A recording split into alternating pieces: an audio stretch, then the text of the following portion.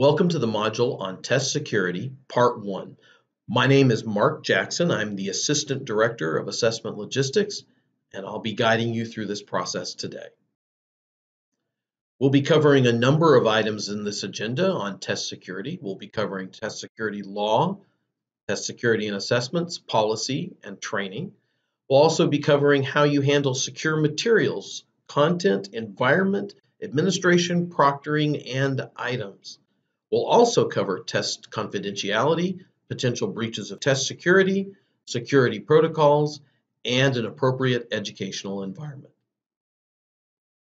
Test security is not just a good idea, it's the law. Tennessee Code Annotated, that's what TCA stands for there, 491607 states that any person found not to have followed security guidelines for the administration of the TCAP test may face the following consequences. Those can include immediate suspension, grounds for dismissal, even if you're tenured, and the revocation of your state license. Test security applies to all of the TCAP assessments, which are listed below. That includes TN Ready, grades 3 through 8 in all 4 subject areas, ELA, Math, Science, and Social Studies. The TN Ready end of course assessments in all of those course areas. The optional grade 2 and grade 2 alt assessments. For alt students, the MSAA for ELA and Math, and the TCAP alt for Science and Social Studies, as well as other assessments such as the ACT, SAT administered at the state level, Access for ELs, and the NAEP assessment. Test security policy covers 11 different areas that we'll be going over in the next few minutes, and this applies to public school systems, state special schools, and non-public schools. First, all of those must adopt a locally monitored test security policy that incorporates, at a minimum, these state test security guidelines we're going over. That policy should also include a testing code of ethics for personnel to sign and leave at the district office for documentation. Number 2, train all your personnel involved and retain documentation for state records. They need to be trained on state test security law, security guidelines, any local policy that you have, and test administration procedures. You should consider training anyone who has access to materials, which would include possibly your custodial staff, as they might have access to your locked room. Number 3, you must implement check-in, check-out, and quantity verification procedures for paper test materials at all levels. You need to restrict the handling of test materials to authorized personnel at all times. This means that proctors may not handle materials. It also means that you will not send your best student to go get materials. Only a test administrator should pick up materials from your locked room. Speaking of that, you must store test materials in a centrally located locked room that is inaccessible to unauthorized persons.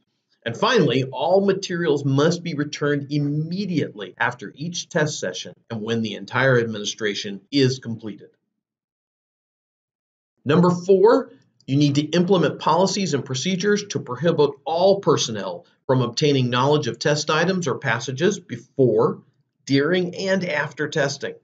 Discussion of the test content or specific test items with students, parents, or professional colleagues is prohibited to protect the validity of the test. Number 5, you're going to create a secure yet positive environment for testing. You place appropriate signage outside of the test setting to limit interruptions. You also want to ensure students are seated comfortably with all necessary materials.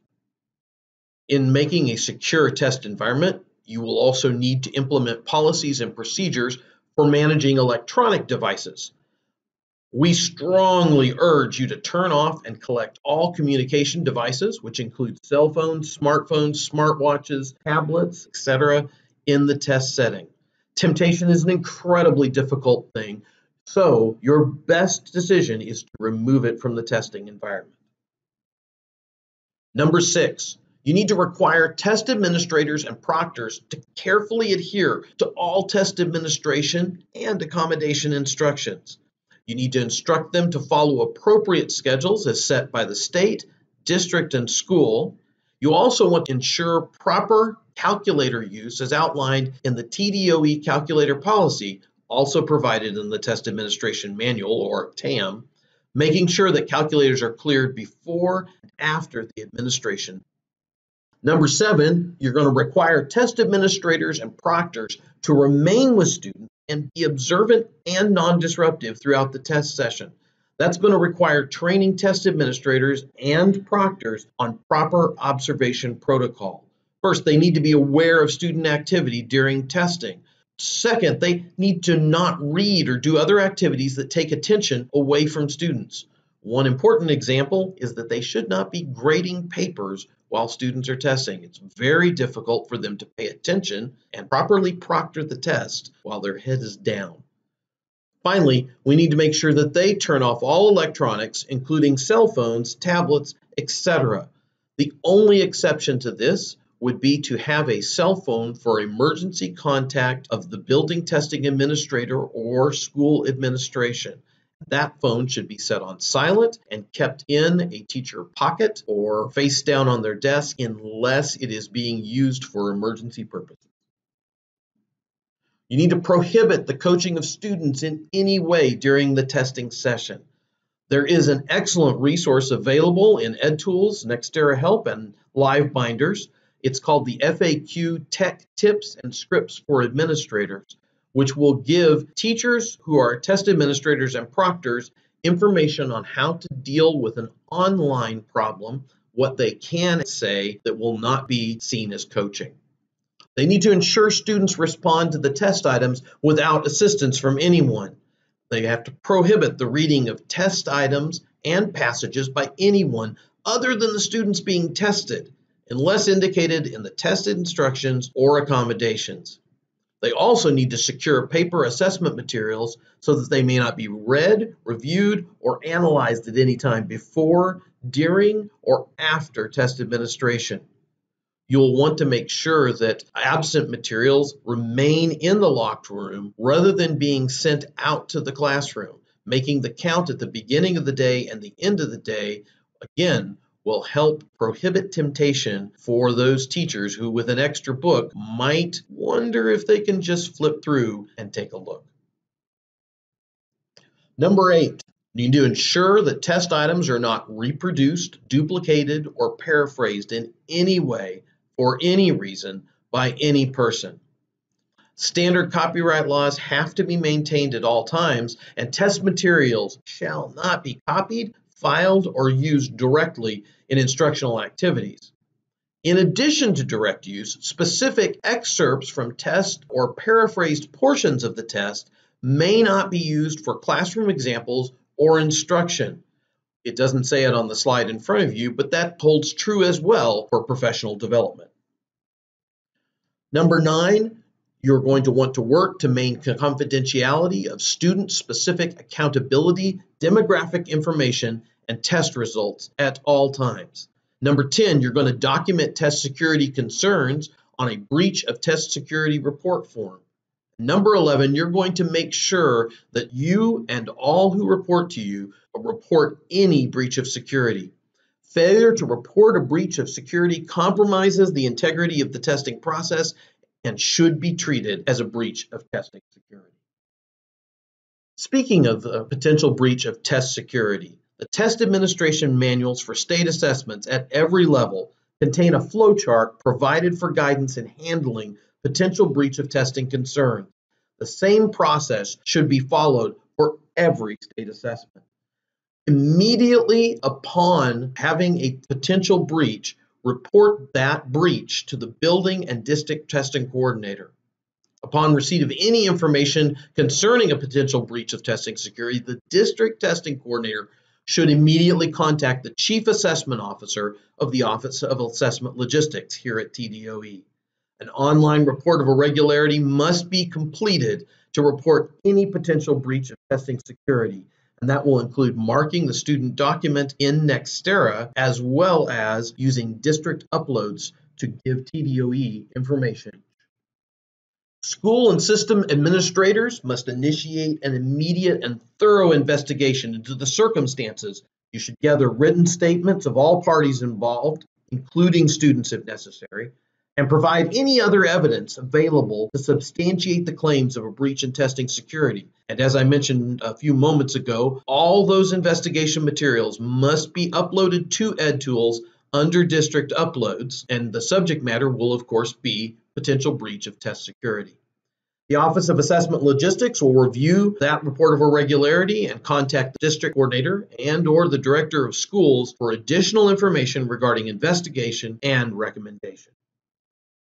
A TDOE committee, which always includes the general counsel, meets to review all breaches. And that committee makes recommendations to the State Board of Education, who has discretion on license implication. Now let's go over some security protocols that will be helpful as a part of your training of building testing coordinators as well as test administrators and proctors. Do not allow students to take the same subpart of the same TN-Ready assessment twice.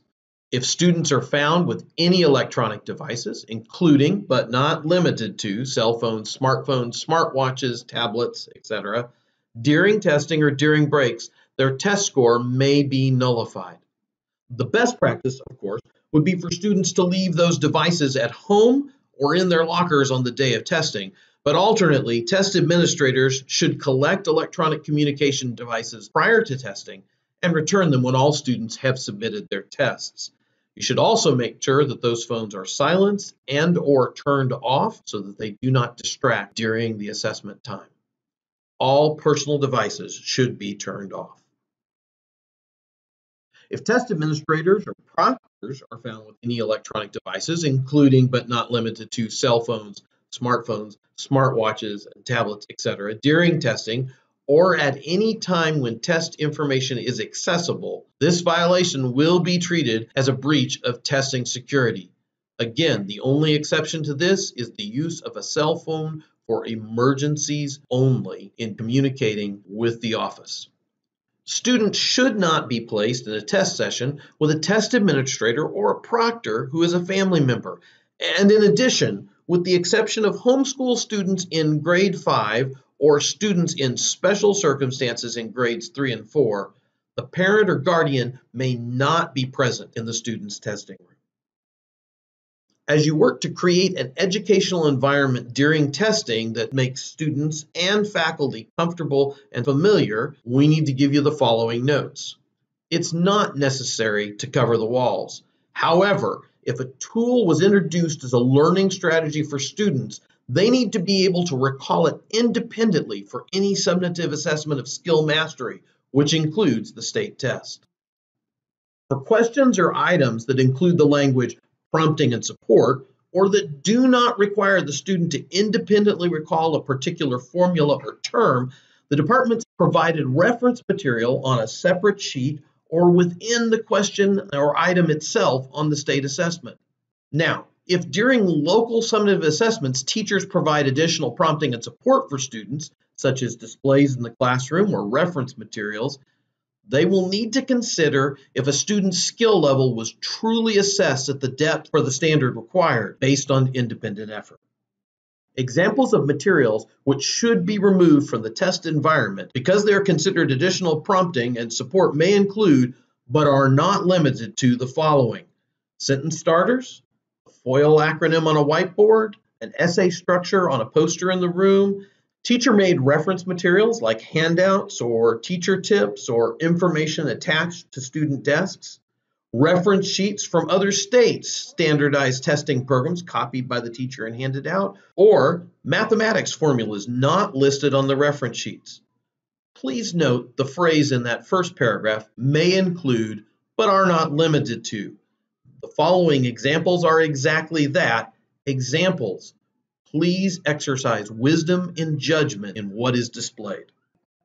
In addition to this guidance, districts may provide clarification regarding tools and practices that are specific to their local context regarding the testing environment. If you'd like to ask me any questions about this presentation or questions about test security in general, my contact information is right there. It's mark.jackson@tn.gov. If you have general test questions, you may contact 10ed.assessment@tn.gov. Reports of irregularity and test security part 2 will be covered during the spring regional assessment meetings. So at this point, please visit the Assessment Logistics course site, complete the assessment for test security part 1.